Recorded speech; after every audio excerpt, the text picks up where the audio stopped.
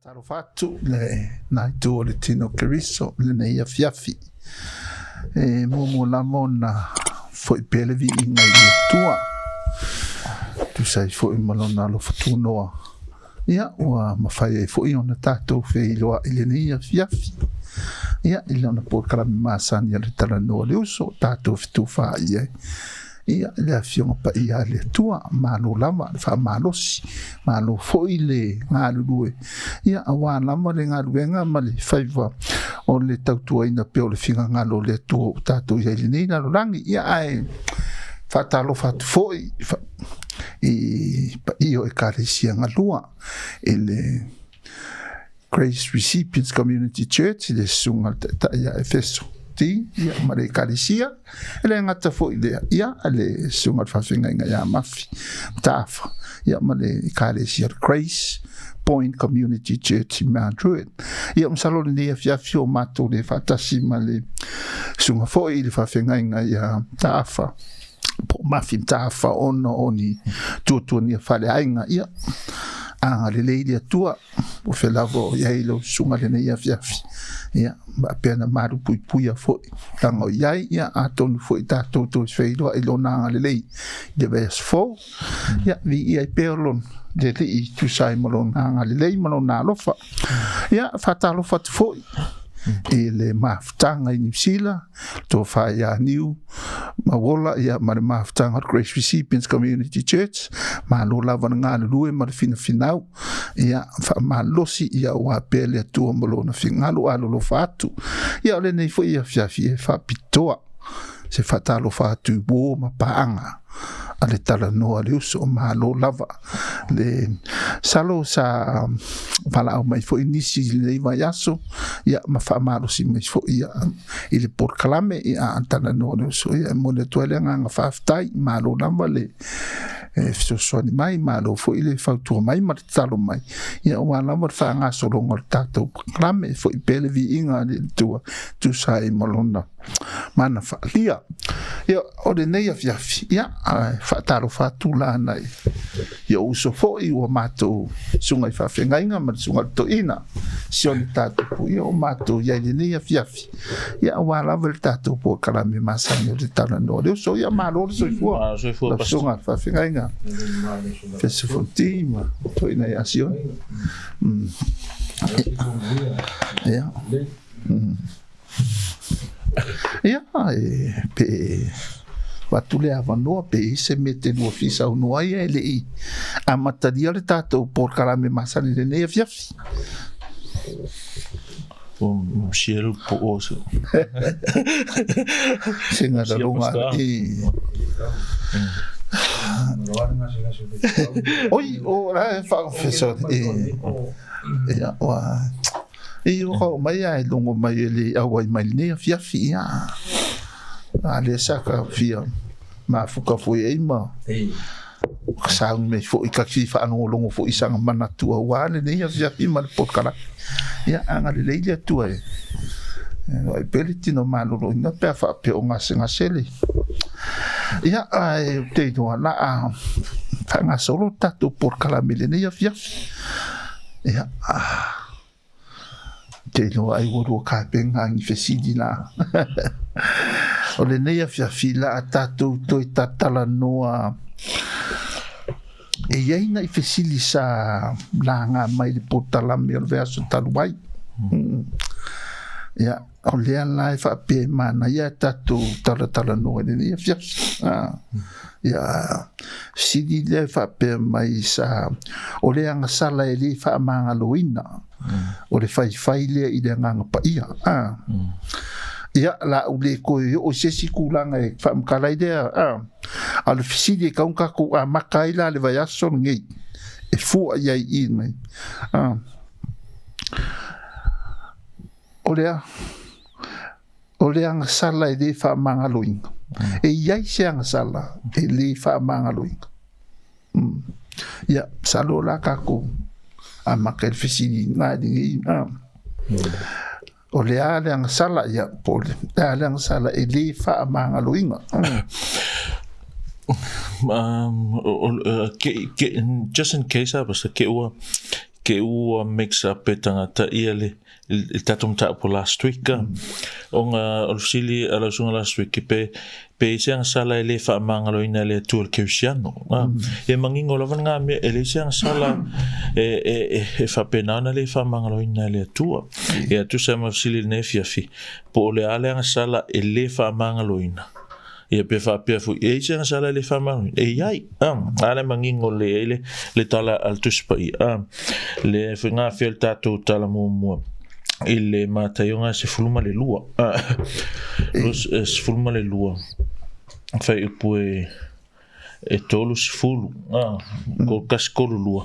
na fa pe sa no anga le tatoli o le mele o te fai atuai a te uto o anga sala uma ma upuleanga Faamagaloina ia i tangata a o le upuleanga i le anganga e le Faamagaloina lea i tangata melora ia ai se fai upu le atali o tangata Faamagaloina a o le fai upu le anganga pa ia e le Faamagaloina le i le olanga nei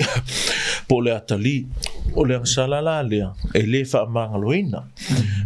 onga ne mea ne ua fese taipe fele malama ia le melo Talanoa le Fiafi male last week o sili le na tato fa solo tuane ayatu pe se agasala ile Faamagaloina le tur Cristiano ia la mangingo lava pe von tato el tato fa so ina ele ai se mea Faamagaloina le tur agasala malava ile Cristiano a fa pele se mea fa penga ia ele langa ele se fa o tanga ya no ma se Faamagaloina ato to le ele se fa o tanga ole vaenga o fautanga le Faamagaloina o agasala e se nga ai le la vele si mau menga sa uluma pe nga o ina i lava tatou i le sala mo mal taltonu ma me fa ben al fautanga lava i o le sianga elemeni le o le Faamagaloina o agasala which is fa le tua ko fa e mo tu la fila e la sianga sala le Faamagaloina le tua ile Cristiano ele ai al sili la fia finning o le ale sala ele Faamagaloina o po le ale sala ele Faamagaloina e o silinga le tali e le tu silinga fai tau nei le fai mai ia Yesu fai upunga tolus fulmal tasi o le mea lea o te fai atuai a te utou nga e whakakau le kalanga i le saunoanga Yesu fai upumo e fai upu tolus fulu ma mea nga e kukupu i lunga aku ina ua whamalolo le mai a e whamera udi ia nga o le mana o pele spulu e a whamai kola whamerola ia lea Yesu o le mea lea o te fai atuai a te utou fai upu fia tolus fulu fai atuai a te utou o agasala uma ma upuleanga Faamagaloina ia i tangata a le upuleanga i le anganga e le Faamagaloina lea i tangata no inga o le agasala la lea e le Faamagaloina o le agasala le Faamagaloina o le agasala lea o le upuleanga ia ma le fai ele anga pa ia o agasala uma ma upuleanga Faamagaloina i tangata a le upuleanga ile anga pa ia ele Faamagaloina ko e kalua mai lo Yesu fai punga ko lu fai mai ai se fai upu ile atali o tangata e Faamagaloina le a o le fai upu ile anga pa ia ele Faamagaloina le ile o langa nei po le atali ia ole nga o silinga o talinga e ai o la lang sala le o fai le ang pa ia po le upuleanga ile ang pa ia ia son eso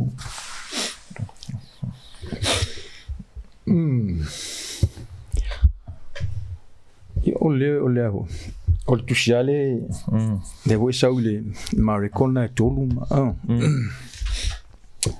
nai au mai foile le miana tas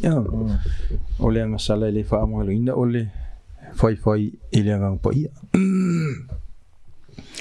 so le vola umona sa no sunga pa fenga ingile ile ni fiafi ia ele si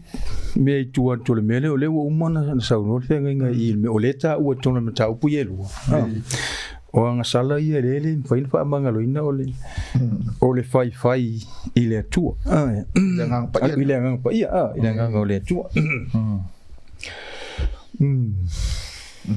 Ia, salo na leo kako mau ki ngoa mai loa le leila le Agasala le e le Faamagaloina. O le fai i le ngang pa ia. Ia, ma le upu ma le. Le fe mai su ele Faamagaloa ele Faamagaloa le Agasala nga o le Agasala pole fai pole upuleanga i le anga pa ia pe la vanga o fai atu apasa awangi momongo mai i le mele pe un tata Talanoa last week there's a fine line e ongo feso ka ia me ia le mfainga a misi le va ai al tangata okay ole Agasala le kalangoa il gaming i onga mantua la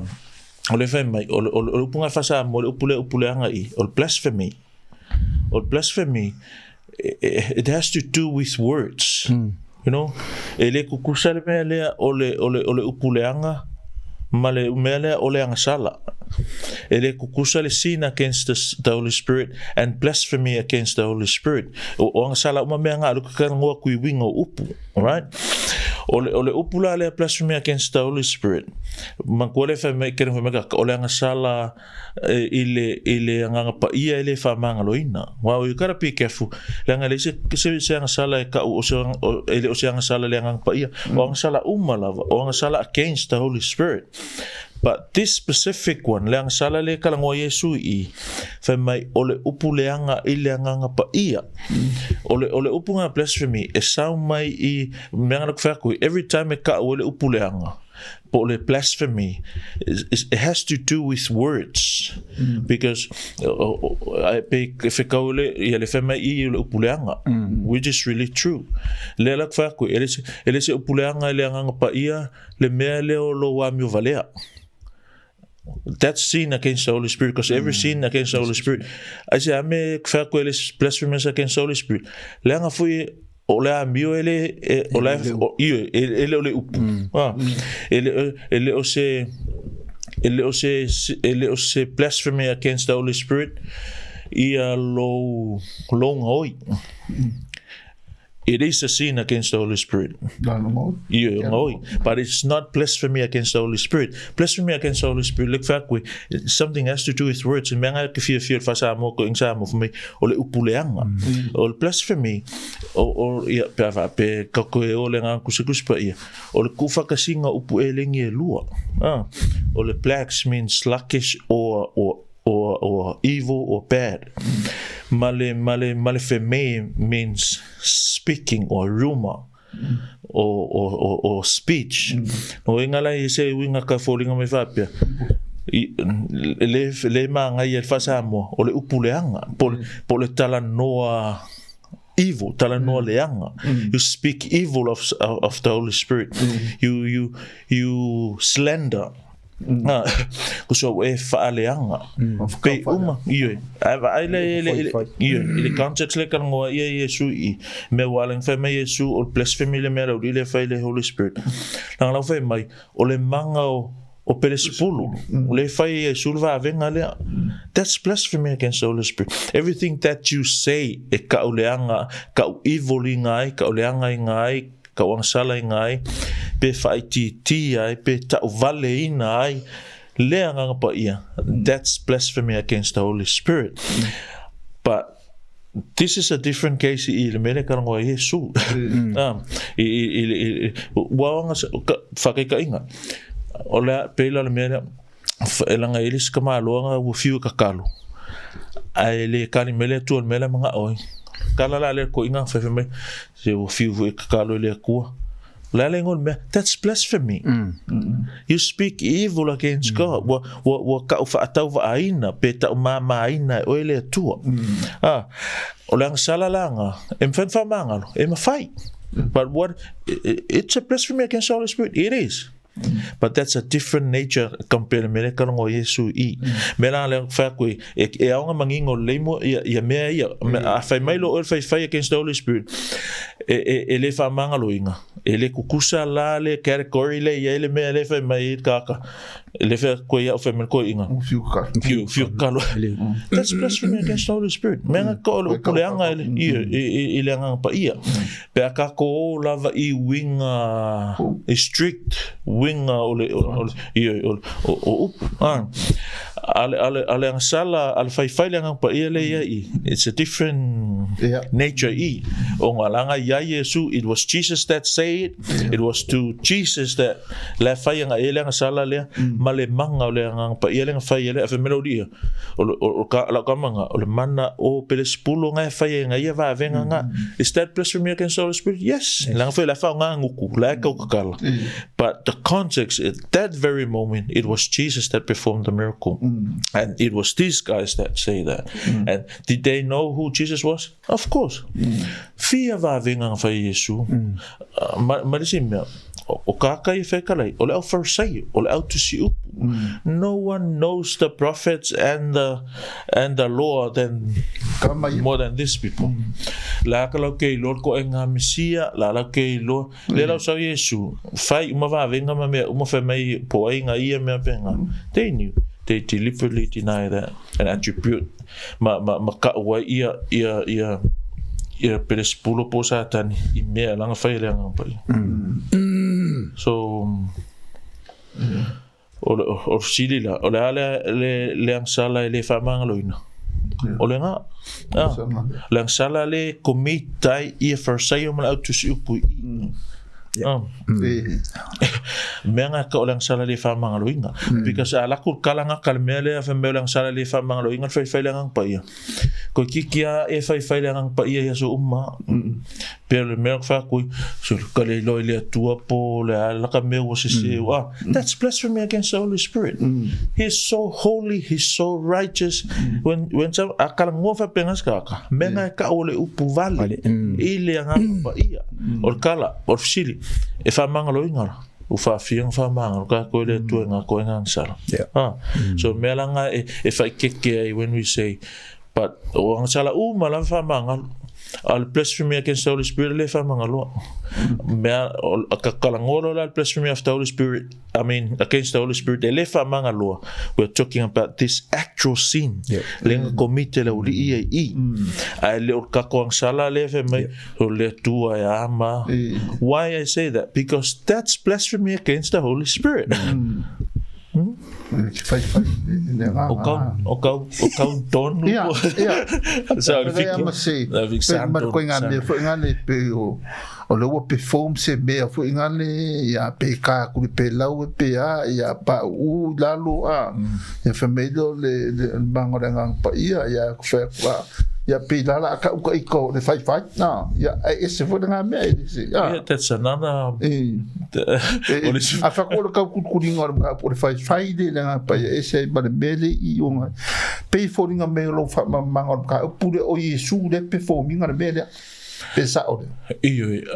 ma le fa manu longa ning fa ma le miracle ning fa yes kuso o le Agasala kasi le Agasala le Faamagalo no le Agasala le wa kelinga fa mekanga ka fa fela le ka kongu mara.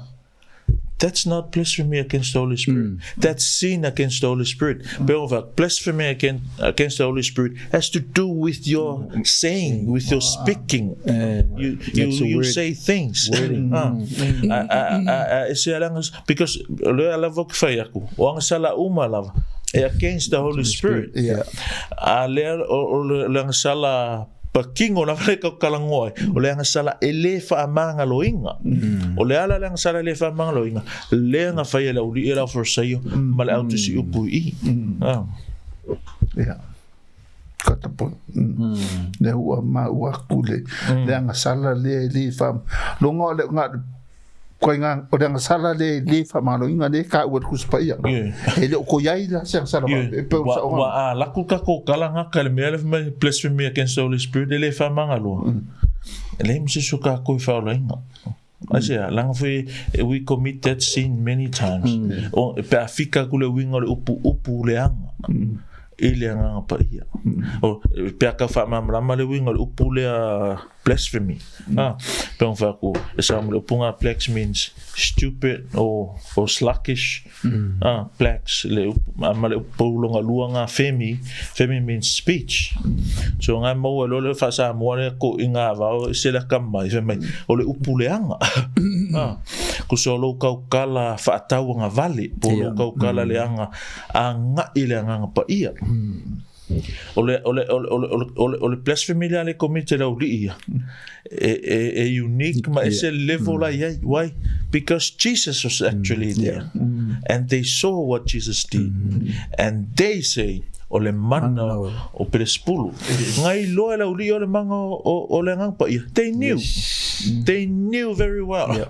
Other was lang la femekala akuspa ia mai, and Jesus knew. Ngasila fearful ia mana tunatunga o lato loto. Ola se fele su me ma fa lo ia ma si me ola nganga la fai la kan fa su se me fa si okay su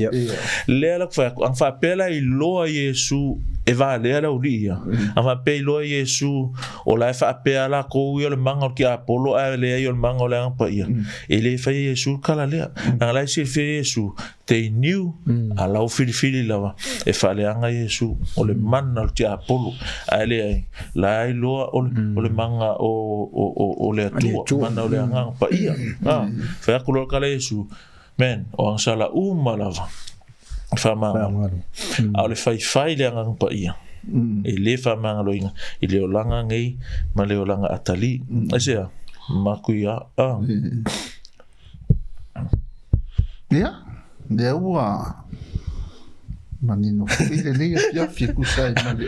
ta mama le o le sala le kupui wa umai fo e de ko pesa o le pa ku you can say that ele senga kala e kusa I male mero fa ku wa fa ka inga o Yesu o Yesu o ko yengi va venga pen fa Yesu no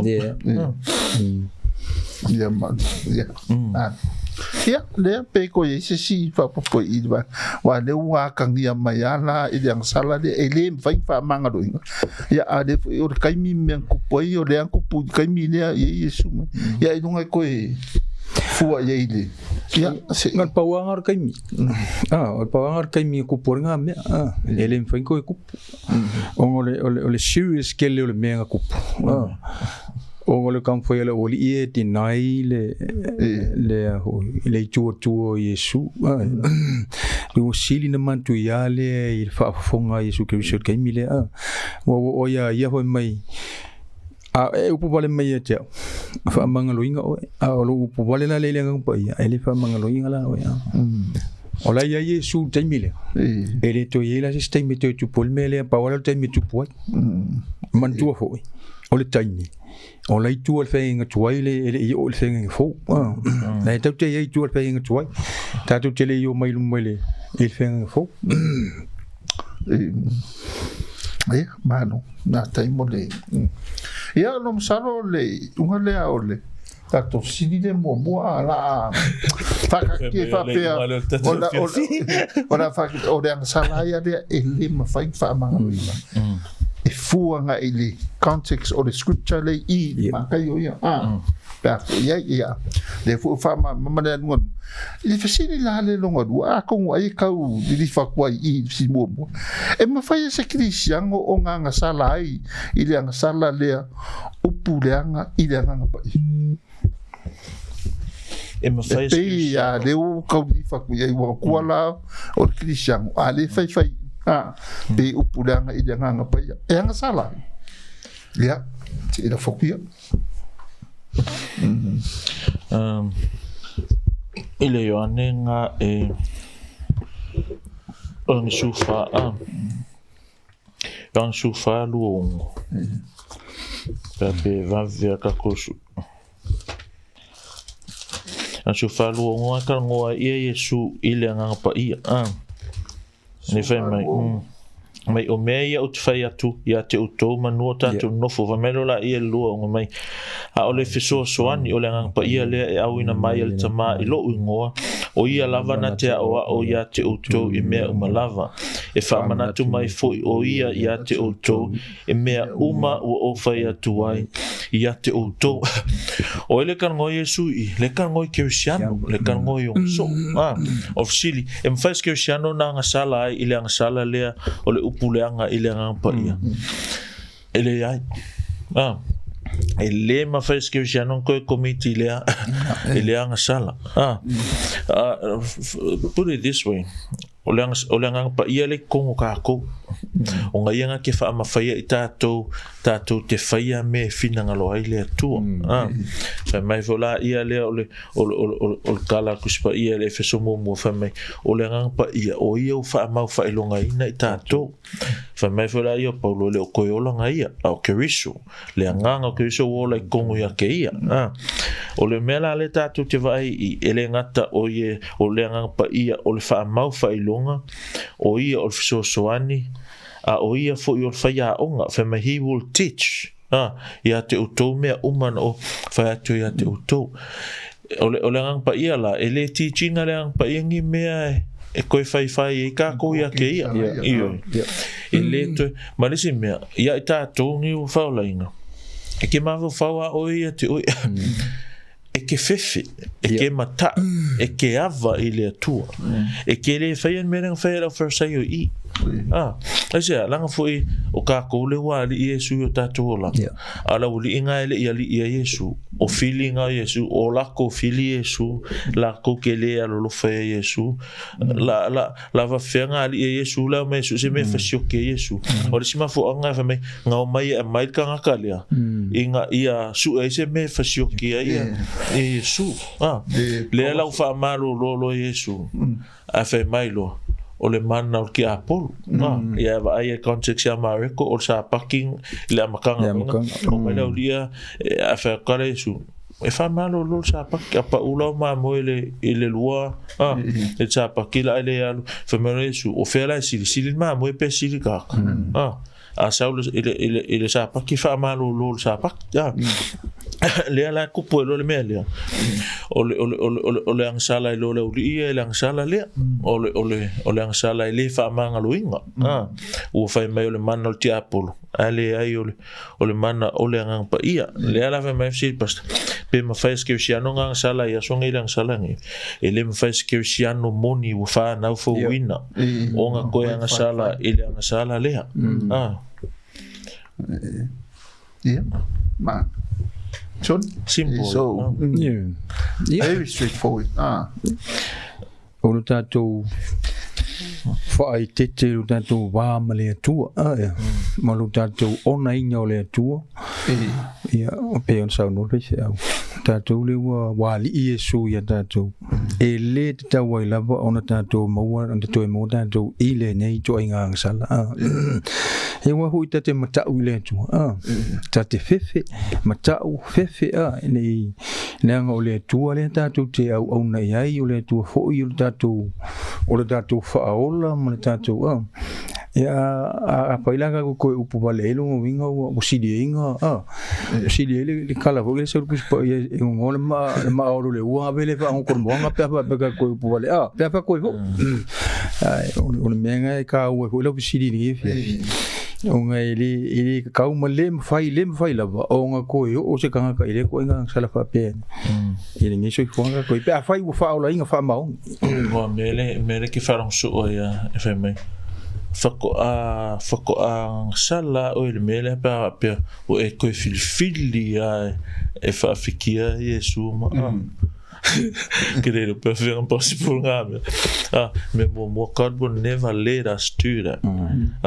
You can't fight against your conscience and your spirit and God's spirit's guidance ila ulanga o mem pixinga malia I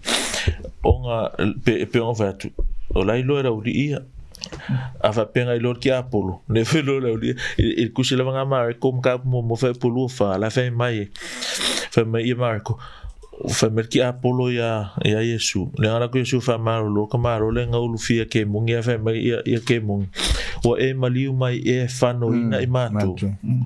me la ia o wiloa oi o le pa ia oi o le tu you are the holy one of God I loa ki apolo i Yesu ai le fia I loa na fusa pe o kulanga nga kaunga nga va ai foi I pe on va tu le fili pe mfais que si nga sala you ask that question to any Christian any true Christian born again Christian pela oi ekele fi manga makwa e fe ferang sala le ekele fi ang sala asia lang fu o kersiang me o fa na o de tu iyo we ile iyo o le si me picosilia onga le ma fa kersiang onga ko commit o peskersiang o pesele kersiang this sin can never be committed again. Why is amo fai or kalanga pela o le mele fe me kaka ya songeng ngen kawa fela utala ile kalinga ka sin mo mua o le fai mai o le fai le ngang pa ia po le sala against the Holy Spirit o le me mo mua ele ko ya sang sala pirang salang komite ra udi ia fa ka inga alang fa lango Yesu lang fa nga ia la me Yesu fa na fa malo lo ia le ma le supa nga popula ma kala o malola ia le fa mai la uli ia o lanki kilo mo ko ka fa mai le wo for mo ko ka fa longo ko la for say o le fam kala ko kala le kongo ia if you read o for la vanga fa mai and the Pharisees the scribes heard them ngal fa longo kwa fa mai lo o le mana o peresepulo le fa ele natangata o va venga asia lang foi la musu avele credit ya Yesu o a maka muli kanga ka Yesu ele muli aku ya la ko asia me o le nganga o le false religion le I mo le me o le kauma fai ava ese mai kanga ka mai Yesu a va tu ya la to me langa le mo le uli ia mo kapu mapo kapu inga aile alo lo fai le tua pe le fai taulanga ile tua makapu ai mo ile tua le ala ku polo le me le o le o se ai lo fa fe ngai lo ia le me o le ave lo le credit malavi inga kauya Yesu ongol fa malo longa au afka filo momongo mai fe mai o le manga o perispulo le fai Yesu o le melanga le fer koi le kai koi ma fai skersiango po so sesi lava o komiti langa sala le asia langa fu ile ko inge Yesu for someone to commit this sin Jesus has to be here perform a miracle or heal someone and we say that's the manga of perispulo then we commit that sin that's unpardonable sin, unforgivable sin. That unforgivable sin is blasphemy against the Holy Spirit. But it's an unforgivable one. But the blasphemy against the Holy Spirit today, it's forgivable one. Nga lik fi mga fa mangingo lava I nga le lava ki fa aku awong ela ku kalanga kamay le il fa fa lang pa ile fa Faamagaloina le nga fu ila ya kakala fa fa ya songi okay ka inga apela le o nga la o nga ile mana malipula wa le tuolong silfia me uma kala I o kausang fu fa la inga e fa la inga o fa fiang fa ka o uia makeingo ma Yesu wa ko nga kala fa longo wa uia ke o nga sa Yesu avela ka vale that's blasphemy against God, against the Holy Spirit. Ang ava pe wa ava mai o fa mai le tua o oilo ko lua o fa mai lang pa ia oilo to lua no leoli su kai ko lu fe that's blasphemy against the Holy Spirit ai o ka sanga lea e kala e faula inga a le fa mai le mau o le blasphemy against the Holy Spirit e le Faamagaloina na se lo la ia le nga le la ku o le blasphemy against the Holy Spirit le Faamagaloina le nga komita ile ku si ku ma for say Ioane, al blasphemy against the Holy Spirit le faya o nga mama e Faamagaloina la Faamagalo a san mo mai le tu Faamagaloina so officially ko sa vola officially longa lua e ma faila skill sia nga komit no memo mo God will never allow that and we will not allow that. We have the Holy Spirit lives in us, we know the truth, we honor God, we fear God, and we'll never do that. We are sealed. We have the Holy Spirit with us. Ele ma fai la ka ko komitai. Ele ma fai fu ese skaka. On ko komitai. Ai sea, langa fu ele ko ye Yesu pe onga ye le kaimilia. A ko sa Yesu sa o ia ole famasino, ole tu. Wow. Ele ko sa pe onga sa ia sa o fa hola. Ma fai miracle I attribute a fapela e kaunga komite silang salale. Jesus has to be here in the body. Perform a miracle a kako aku so le fainga Yesu. O le manga o sa kangina famalo Yesu. But that will never happen. Nia akongo ele akui engisi male melo olta total. But that's what we can see here. Malo mai fo ele manatua. Fania le ne fia ka ko I si longa lua ne sa fe la ne mafka va pe ka ko mafka o do ka ko kisiang ale ka kin longa e ya ka de I ka mafka o de fe ya me de o le o pe o me de fe me si longa lua le fo ngale di kisiang o fe pe me le o e ongo ye se masa salonga ile kisiang o mong yorga kale male kisiang nga ko nga fai ale me abas ko nga mele o le fai pe de nga pa ia ma de libreda fai ala fa mai ado ka ko do o kisiang ele ko siringia nga kisiang o me ka o se kisiang ko nga me pa pe nga la vai me wa de ko ke ia me anga ia kisiang o pa pe le o ka ko kisiang a ke fa rongo ye fai ya ma ko siringia ko siringia la ya siringia plus kisiang o de fe mer fisili e ma fai ese kisiang o ko yang sa ya ko siringia la nga kisiang ya po la sa o la se so songe idem ka po I pa ka ko nga e ngo fa wa fai ka nga fe mai Yesu ia o tota ua la au le lei fo I mona fua fa mai make the tree good and its fruit good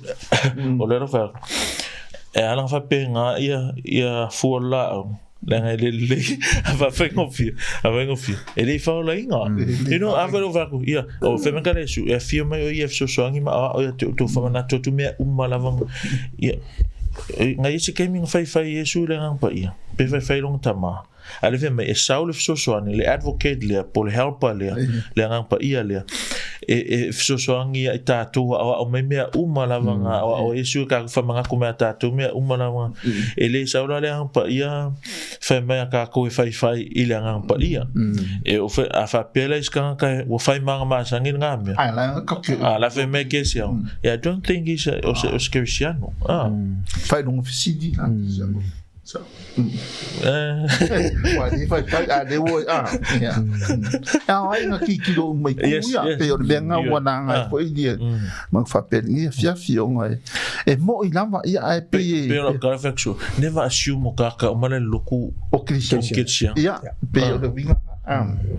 never foi assume o kaka uma femme Cristiano oni Cristiano you know em fa ka o kaka Cristiano o la alu loku fa uma me o sili o fa na fo win yeah that's the thing no a fenga I lord fa fo win I me su I fo e lo fo fua mai la au le ia fua le lo la au you know ya Sione to se fa po si do madua le pe o da ka ko se do ka ko si mu de fa o marka ko mafkanga foi por kala menina fia fa pe o ye se ke jia no fa pe na lona ma fo Ia ale usau no fe au ele I faulaina. Ele I faulaina. O lai minko ia ko ngun mele ka ke ia ele I faulaina. Ai awala nei ngalo tangata. O lai ile to sa le tu mul ma. Ia. Man tu fo I man tala tu spa ia o lona nga malona ono sai malona fa pale na te taita ia il tangata salamo a o lalo I fo le fa ungol fo I upuna a o le loto ma le fa longo e o mai ai le anga le to sa o le tu o nela na e ngale sa o ila usunga o le ai ka fa penga a se longo wakula o le longo wakunga le ngia fia fo I ba pe ka fa penga e ka unga fa se fofo ka fa longo o fa longo o lai de o nga ve me klisha ma ia de ia ola salo la deua ni fo de mator vai I silonga lua la ka ko fa marka ko fia fi sili long to ia ka ko fa fe la le tangata lea ele fa olainga mautino lava o le fai I le nganga pa ai le ai ni me o tutupu ai ka de o le fisili e kukusa le anga sala lea fai le nganga pa ia ma el kanaka de ma le anga sala le ka uan ka pune ka koinga ngi ia ka pune ka kokango ngi ia mata I mo ka fonga le ele fa olainga mau kingo ala fai po ile nga pa ia o fisili na ai le angi mo ko puat o fisili da e ko sala le nga sala nga arga ka le mane tang sala de ka o Yesu wa de ko kan ngong le sala le ia ma ka o le sala e kasi la le nga perform de mele o le nga o Yesu e ko sala male nga sala ka le ka o ia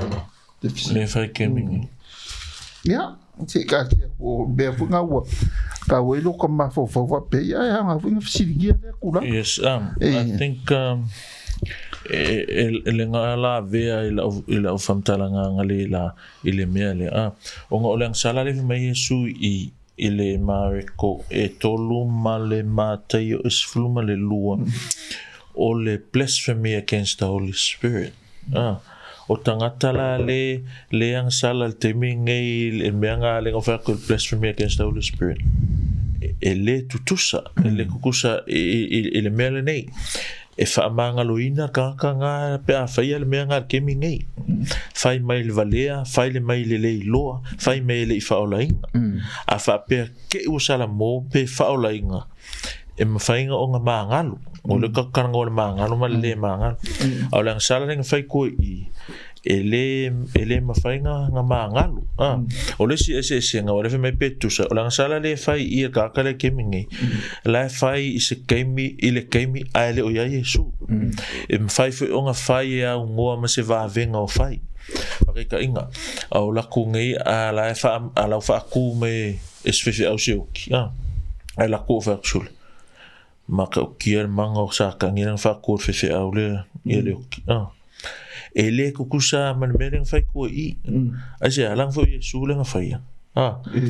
ule le fe au le fa ku le kile I luanga e kere lo polo la kere lo pol manga o ile fai ar kes le ko I this guy's new ya o le singa me ese ai o le lava ke au lava ngai suia au lava ngai mixable mele pe suile nga o le upu o le fai le nga pa ia le la fa ku au ngai la ku ngaka mai nga va ai pole ale mele kupu na fa fengo fie va ai context nga ko mi le sala nga o le fai le nga pa ia le ka ngo Yesu o Yesu nga fai le va venga I lo le dia Yesu va venga ile manga o le nga pa ia a fai mai le dia o le manga o kia polo o ila le keisi le pa pesca ka le fa la inga fa le mele ala se me ocupo it's different ese onga memo moi Jesus is not going to be there lua e mawhaing Faamagaloina pe Agasala mo. So e whai lava si mawhikifiki o ka pura ka karangoa pe ale mawhau le lei pe mawhisi au rea fe mai ia fe mai kai ka ele mako ele network le ka ko ele relax e ke le relax loa ia kupulo le whale to e la vea la ka ki vale no la vea la ta vale pe it maka upule wa le mea la vai e le ma fes que sia no komita i le Agasala le ia songi family si skola nga mai o failonga mua e ke lo ai e ke le Agasala le ma o le a e le Agasala le e ke fefe ke Agasala ia wala ufa la ngo e mai nga ki e di ka kalunga e fa ia son de paise so son ide si ia mo polu ele ia ngawa asa ngo vol fe ile Agasala na ile matai ole e sulma le lua na fa pe ai o le sa Yesu o na taimi ma ele tu sama le taimi nei ile mele tupu e po apa po tangata fo ele o faolaina ma ala tu te fai ile tua te lo la ile abono tangata ile lo fatu no le tu me ho na linga later on po la bol kai mi faolaina ila tu le sa fai le ngo po ilo winga la pale ale tu i tangata nei ai ole wingo tala ho ile ele tusa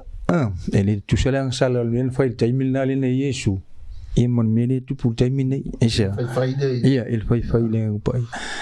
ai au foi avele lo potu no le tu ma me matonga fiti ale tino i tangata me ho tau ma po fau le tangata pe wale la un pele upo le tua ma pele no e fa longo le upo le tua al tangata le fa leina oluna bando le na te va pe ho tatu ti o ayo o ho tatu ta upuni fe ia ia si si me ma di la vale me farm so ile me le fe me o Agasala le o le komite ka mingi o le Agasala le Faamagaloina o le me o le telton esa e o ki kere ka kon ki se o pa le Agasala nga le kalngo Yesu i so e mo ila le Faamagaloina e mo e ke alu se o le kon but that's not the sin le discuss i le me le an pan na po sin blasphemy against the Holy Spirit wa ia mangingo le ya me wa me nga le nga fese se ai ma ia la ngona ma na tutangat ole ese o me viu mai nga iai fa melola ia le lan pan na posin la songi ole le telton pa le mea le kalango i le mea le kalango i ole mea kalango i ole Agasala nga fai ia Yesu ala Agasala le malisia nga ia fai ke so se Agasala lawa against the Holy Spirit against Yesu ole la fa ku pero kalanga nga fa ku le sia songa this was the only time nga Agasala nga Yesu Agasala e blame po ya Yesu blame po lang pa ia forgive po Yesu ele forgive po lang pa ia that was the only time nga committed ko nga Agasala fa so se Agasala Faamagaloina so se Agasala against the Holy Spirit every sin we commit is against the Holy Spirit afa pe against Yesu against the Holy Spirit pa wala lang Agasala pa wala valor kemi o fa mai se lang Agasala ya Yesu se lang Agasala lang pa ia why because Jesus was there na fa mai ese Yesu venga koe ile le sangwa ngala mai dang sala de ngi le fa pe kolua se koe le mangi wa de kwa fa fo ese i Yesu ese i danga kamai O le mea lau te whai atua ia te otoang sala uma ma upuleanga e Faamagaloina ia i tangata a o le upuleanga ele anganga ele Faamagaloina lea ai se whai upu ele atali o le tangata e Faamagaloina lea ia Iesu lea a o le whai upu le anganga pa ia e le Faamagaloina lea i le o langa nei po o le atali alang whaikala le Iesu lang whai lai ai o alang whaikala le Iesu lang whai lai lo Iesu me loko rau li ia alang whaikala le Iesu lang le whai me rau li ia o le manga o le pespulu alang whaikala le Iesu o le manga o le anganga pa ia whapeo ngā whai ea o le anganga pa ia a le whai mai o ko whapenga o le manga lo e ngā whamalolo e ko whanga ia mai mea la ngā le unique le mea lea lea lau whaku this was the only time in history ngā kupu le mea lea o le wha ese mai o le agasala le against the Son le agasala le against the Holy Spirit this was the only time kai mi lava you sin against God, you sin against the Holy Spirit, you sin against Jesus, you sin against Jesus, you sin against the Holy Spirit. Pau lava leo kemi. So ele ngakala nga unique in terms o le mawhainga Faamagaloina. Ma le unique foi. O nga ua spilike whapea whame Faamagalo pe angsala Iesu ale Faamagalo. Why is that? Because of what happened on that actual day, actual time. Mea ngā wālaing whapea sa ngua ngā Iesu. O popo lenga na le i pasamana sonto i aso ngi. Mai lava ke mi whakawheli wa inga ele o langa ma lotu i lotu fui pe o le si mea le whangaru whia. Pe a whai a kuf mako i whaarong ka reo luk. O soro markama ele lei a lo ang sala e le atali o tangata po a lo whai le ngang pa i. Ala whit whana o le tu. Le ai ma se so whana o le tu a whai ranga mea. No one. Le ai ma se se e ula vale como kiki a me whai le ngang. Ula vale como kiki ko mumulo makua me. Le a lo whai le kanga a lo whai le ngang pa i. That would never happen. O polenga la pe ale malama le Cristiano le mea lea e so onga whai ai leo langa o kanga kaula vale e le malama ai ia marso onga popole o kanga kala whape wanga sala ai pe ole a anga sala ai a so onga whai leo langa o kanga kala ai loa ele komita ma so onga kawhisa ngoe so polenga la o le loa ton o onga altus pa ia e ke polonga unnecessarily ai pe ke abuse ai foi ia le crazy o le tua pe o le maunga ko mai sunga to ina onga e faile of tu no ma tonga fitel tino a mai kara polo le roma Ioane i fa apea fa wa enka ko sala ia tupo i pele of tu no onga e fa penga so to sum up the whole thing e ia sala le Faamagaloina whenga ia alai ole il kuspa ia le mele fai mai e lauli inga o le mano ples pulong Faamagalo Iesu e kusang salang e confession committee ang salang kemi no e le mawhai skisi ang koe whai le ngang salang oi senga kala le fere ke siang ko fa wa li ang sala mo muskit siang ele ma fa skirsiano ona ang sala ile ngang sala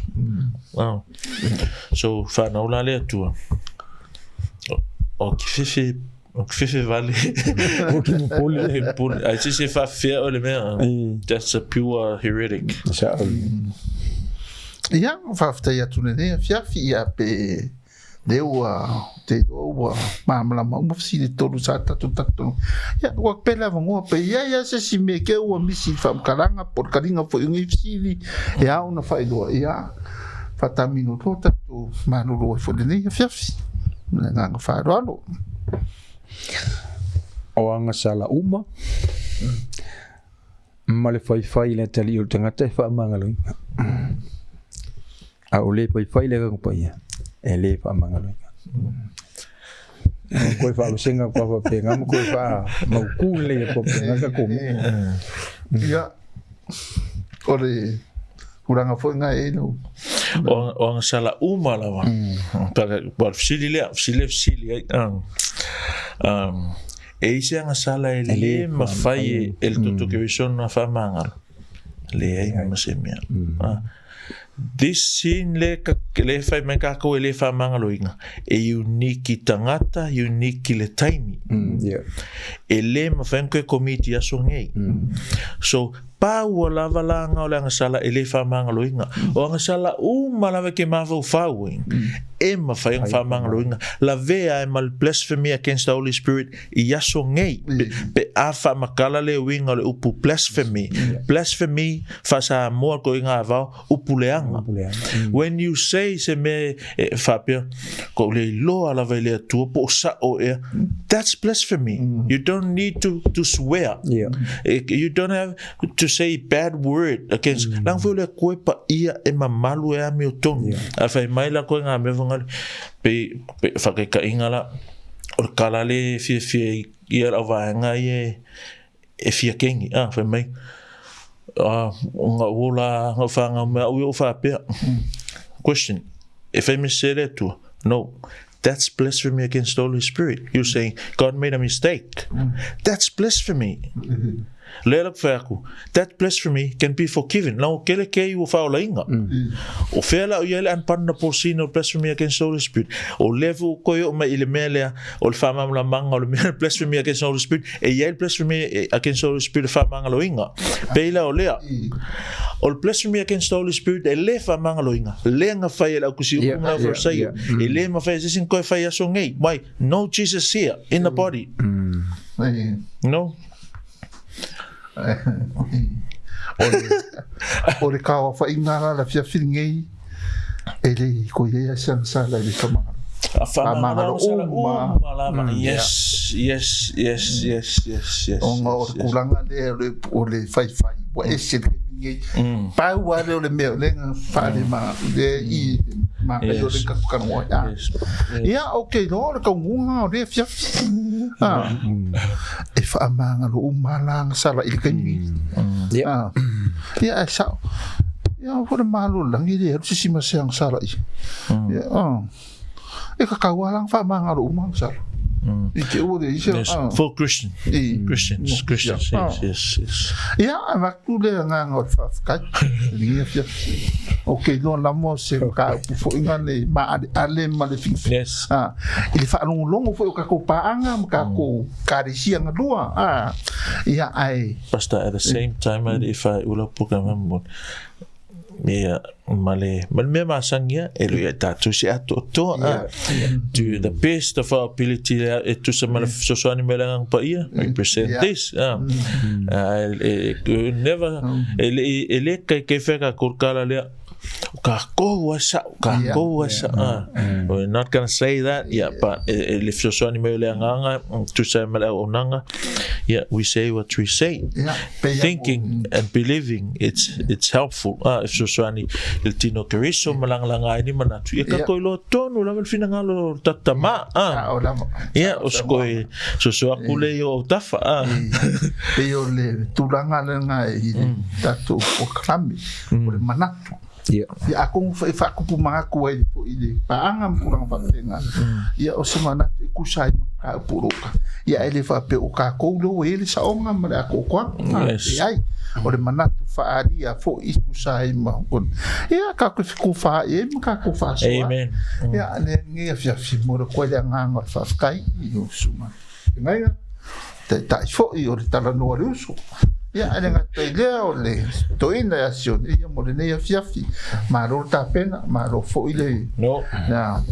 ile finau ma ro fo ile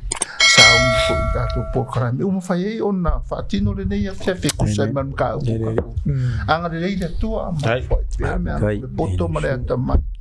a wan lava fai vo lo fa fe mo to ile folaina fa soina ia a mese le la ngaina o le afionga o la le tua i on tangata ia on no fasca kosu mo bude foi lo fanga le sunga Ioi Mataafa ia Mafi Mataafa ua sia o le ia fiaf manu o le ma te lo te le so sao fo i ma fai o ia wa i faina a wa le ia fiaf ia ano lo fatu ta ia nga le ile tua ia ta tu fei lo fo ile vai aso ia mo nisi fo tātou por kalame. Ia, ne fiafi o le taritonu, ia o le whai unga ngā le Talanoa le Uso le nei. Mai aso, tātou toi wheroa i fo i le anga le leima le lofo le tua le verse fou, ia soifua mamanuia. Amen.